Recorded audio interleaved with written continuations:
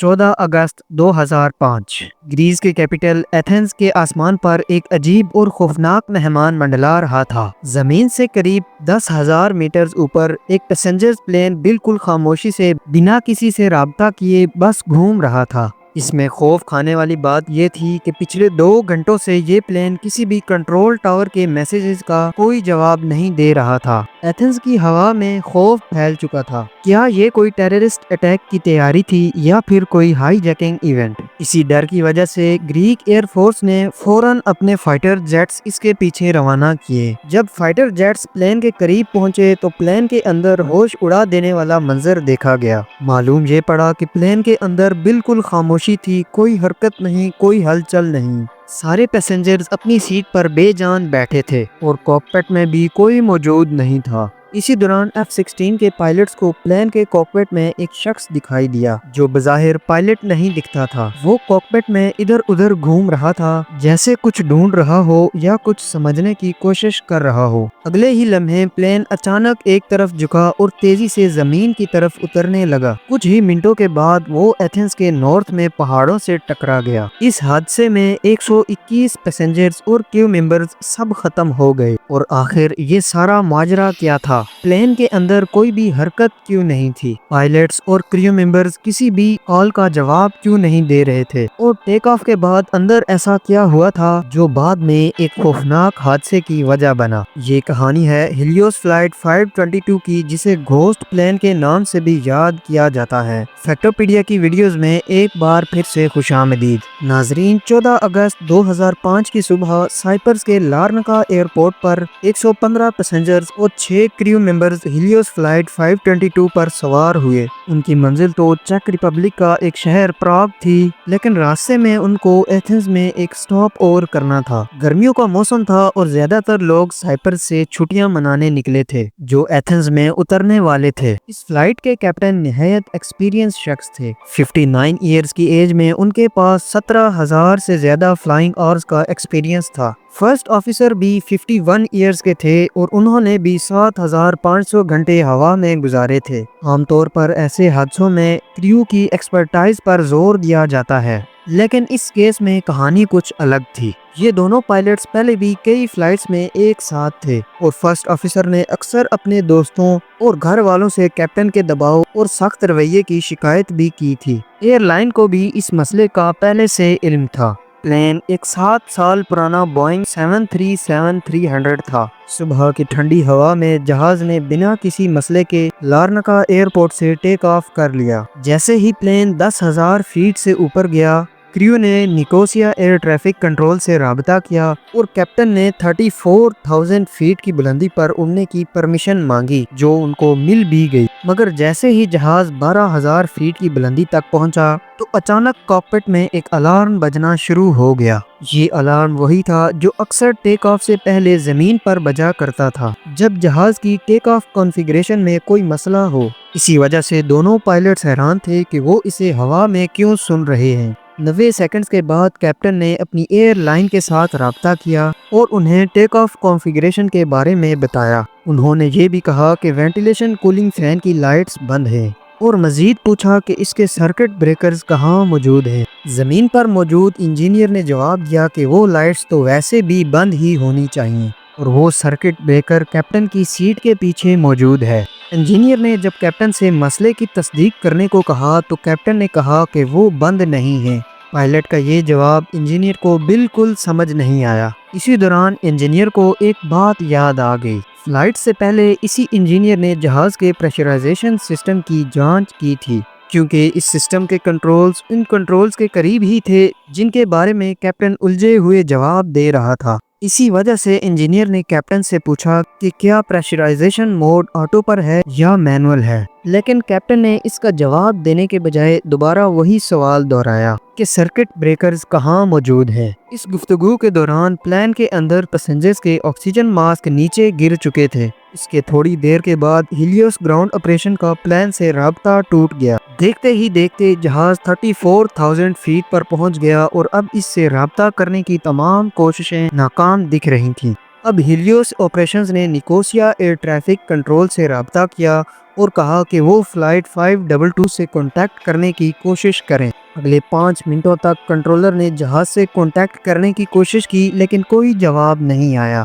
پھر کنٹرولر نے فلائٹ 522 کے قریب ایک دوسرے جہاز سے کانٹیکٹ کیا اور ان سے کہا کہ وہ فلائٹ 522 سے کانٹیکٹ کرنے کی کوشش کریں، پر یہ طریقہ بھی ناکام رہا۔ اسی دوران فلائٹ 522 اب گریک ایئر سپیس میں بنا کسی پرمیشن کے داخل ہو چکی تھی اور اس نے اپنا فلائٹ پلان جاری رکھا۔ Nicosia air traffic control tower نے فلائٹ 522 سے ایمرجنسی فریکوینسی پر بھی رابطہ کرنے کی کوشش کی لیکن یہاں سے بھی کوئی جواب نہیں آیا۔ پھر انہوں نے گریس میں ایتھنز ATC سے رابطہ کیا اور پوچھا کہ کیا ان کا فلائٹ 522 سے رابطہ ہوا ہے یا نہیں، لیکن بدقسمتی سے ان کی ریڈیو کالز کا بھی جہاز سے کوئی جواب نہیں آیا۔ اب یہاں پر 2 پاسبلٹیز تھیں، یا تو فلائٹ 522 میں کوئی ریڈیو ٹرانسمیشن کا مسئلہ ہوا ہے جس کی وجہ سے وہ کالز سن تو پا رہے ہیں لیکن ان کے جواب ٹرانسمٹ نہیں ہو رہے، یا پھر دونوں پائلٹس ہاسٹیج بنا لیے گئے ہیں۔ پہلی پاسبلٹی کو مد نظر رکھتے ہوئے ایتھنز کنٹرول ٹاور نے جہاز کو نیچے اترنے کی پرمیشن دے دی، پر فلائٹ 522 کی طرف سے نیچے اترنے کا کوئی اشارہ نہیں ملا۔ 20 سے زیادہ مرتبہ کانٹیکٹ کرنے کے باوجود جب کوئی جواب نہیں آیا تو مجبوراً ایتھنز ATC نے گریک ایئر فورس سے کانٹیکٹ کیا۔ ان کو بتایا کہ فلائٹ 522 بنا پرمیشن کے ایئر سپیس میں داخل ہوئی ہے اور میسیجز کا جواب بھی نہیں آ رہا۔ گریک ایئر فورس نے فوراً 2 F-16 جیٹس انٹرسپٹ کرنے کے لیے بھیج دیے۔ اس وقت تک فلائٹ 522 آٹو پائلٹ پر پرفیکٹلی اپنے فلائٹ پاتھ کو فالو کر رہی تھی۔ جس مقام پر اسے نیچے اترنا تھا وہ پوائنٹ آلریڈی 2 مرتبہ مس ہو چکا تھا، لیکن جہاز 34,000 فیٹ پہ ہی پرواز کر رہا تھا۔ صبح 7:37 AM پر فلائٹ 522 نے ایتھنز ایئرپورٹ کے اوپر ہولڈنگ پیٹرن بنا دیا۔ ہولڈنگ پیٹرن اس پیٹرن کو کہتے ہیں جس میں جہاز ایئرپورٹ کے اوپر ہی گول چکر کاٹ رہا ہوتا ہے اور پرمیشن ملتے ہی وہ لینڈنگ اپروچ بناتا ہے۔ جب وہ ہولڈنگ پیٹرن کے 6 راؤنڈ پر تھے اس وقت دونوں F-16 نے ان کو انٹرسپٹ کر لیا۔ صبح کے ٹھیک 8:30 بج رہے تھے۔ 2 F-16 میں سے ایک پائلٹ نے کافی حیران کرنے والی رپورٹ دی۔ ان کا کہنا تھا کہ فلائٹ 522 کے کاکپٹ میں کیپٹن کی سیٹ بالکل خالی پڑی ہے۔ انہوں نے پیسنجرز کیبن کے اندر بھی دیکھا، دوسری سائیڈ کی ونڈوز کی لائٹ میں ان کو کیبن صحیح طرح دکھ رہا تھا۔ وہاں پیسنجرز بالکل بے حرکت اپنی سیٹ پر بیٹھے تھے جبکہ ان کے چہروں پر آکسیجن ماسک لگے تھے۔ جب جہاز ہولڈنگ پیٹرن کا 10واں راؤنڈ لگا رہا تھا F-16 پائلٹ میں سے ایک نے ایک عجیب منظر دیکھا۔ ایک شخص جس نے ہلکی نیلی شرٹ اور کالی ویسٹ پہنی تھی کاکپٹ میں داخل ہوا اور کیپٹن کی سیٹ پر بیٹھ گیا۔ اس نے ہیڈ فونز پہنے اور اپنے ہاتھ سامنے والے پینل پر رکھ دیے۔ پائلٹ نے کاکپٹ میں موجود شخص کو ہاتھ کا اشارہ کیا جس پر اس نے ہاتھ ہلا کر جواب بھی دیا، پر کچھ ہی لمحوں کے بعد جہاز کا لیفٹ انجن بند ہو گیا، جس کے بعد پلین تیزی سے لیفٹ کی طرف جھکا اور زمین کی طرف اترنے لگا۔ صبح 9 بجے سے تھوڑا پہلے جہاز مزید لیفٹ مڑ گیا اور اس کے بعد اس کا رائٹ انجن بھی بند ہو گیا۔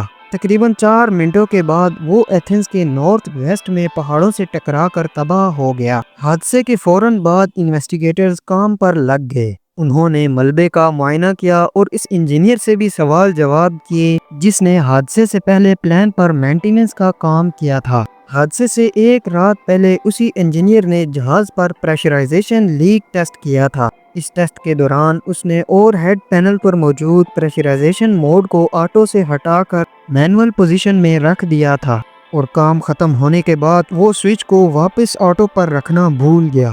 جہاز 34,000 فیٹ کی بلندی پر اڑ رہا تھا اور مینول پوزیشن کی وجہ سے اس کے اندر ہوا کا دباؤ کم ہونا شروع ہو گیا۔ کم پریشر میں انسانی دماغ صرف 10 منٹ تک کام کر سکتا ہے اور اس حالت کو ہیپوکسیا کہتے ہیں، یعنی آکسیجن کی کمی۔ اس کا سب سے پہلا اثر دماغ پر ہوتا ہے جس سے کنفیوژن، سوچنے کی صلاحیت میں کمی اور آخر بے ہوشی یا موت بھی ہو سکتی ہے۔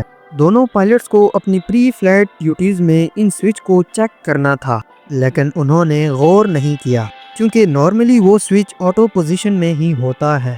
ان کے پاس مسئلے کو پہچاننے کے لیے 2 اور موقع بھی تھے۔ ٹیکسی سے پہلے اور ٹیک آف کے بعد، لیکن وہ ہر موقع کو گوا بیٹھے۔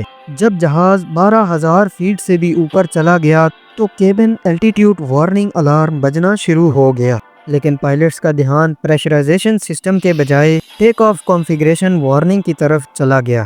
اسی غلط فہمی میں انہوں نے وہ پروسیجر شروع کر دیا جو عموماً ٹیک آف سے پہلے رن وے پر کیا جاتا ہے، اور ایسے وہ اصلی مسئلے کو پوری طرح نظر انداز کر بیٹھے۔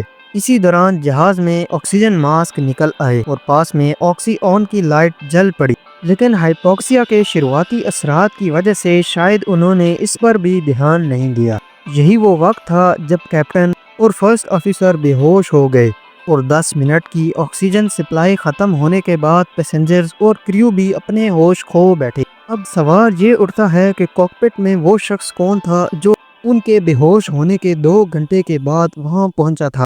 تحقیقات سے معلوم پڑا کہ وہ فلائٹ اٹینڈنٹ انڈریاس پروڈرامو تھا، جس کے پاس کمرشل پائلٹ لائسنس تھا، لیکن وہ 737 اڑانے کے لیے کوالیفائڈ نہیں تھا۔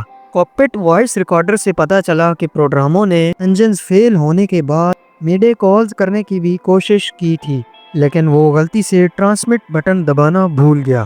انویسٹیگیشن بورڈ نے یہ تحقیق کی کہ اس کی فلائنگ ایکسپرٹیز اتنی نہیں تھی کہ وہ ایک بوئنگ 737 کو کنٹرول کر سکے، وہ بھی جب فیول ختم ہونے کی وجہ سے انجنز فیل ہو گئے ہوں، اور اگر وہ کسی طرح سے جہاز کو لینڈ کروا بھی لیتا پھر بھی پیسنجرز اور کریو کا زندہ بچنا ناممکن تھا، کیونکہ اتنی دیر تک ہائپوکسیا دماغ میں irreversible ڈیمیجز پیدا کر دیتا ہے۔ انویسٹیگیشن کے دوران جہاز کے ملبے میں سے 4 میں سے 3 پورٹیبل آکسیجن سلنڈرز استعمال شدہ حالت میں ملے۔ اس سے یہ ثابت ہوا کہ پروڈرامو اور شاید 2 اور کیبن کریو ممبرز نے ان سلنڈرز کو استعمال کیا تھا، جس کی وجہ سے وہ باقی مسافروں اور پائلٹس کے مقابلے میں زیادہ دیر تک ہوش میں رہے۔ ہیلیوس فلائٹ 522 کے حادثے کے بعد ایوییشن انڈسٹری نے بہت کچھ سیکھا، اور کئی نئی SOPs بھی بنائی گئیں جن میں بوئنگ کو پائلٹس کی ٹریننگ میں اضافہ کرنے اور وارننگز کے فرق کو سمجھنے کی ہدایت دی گئی۔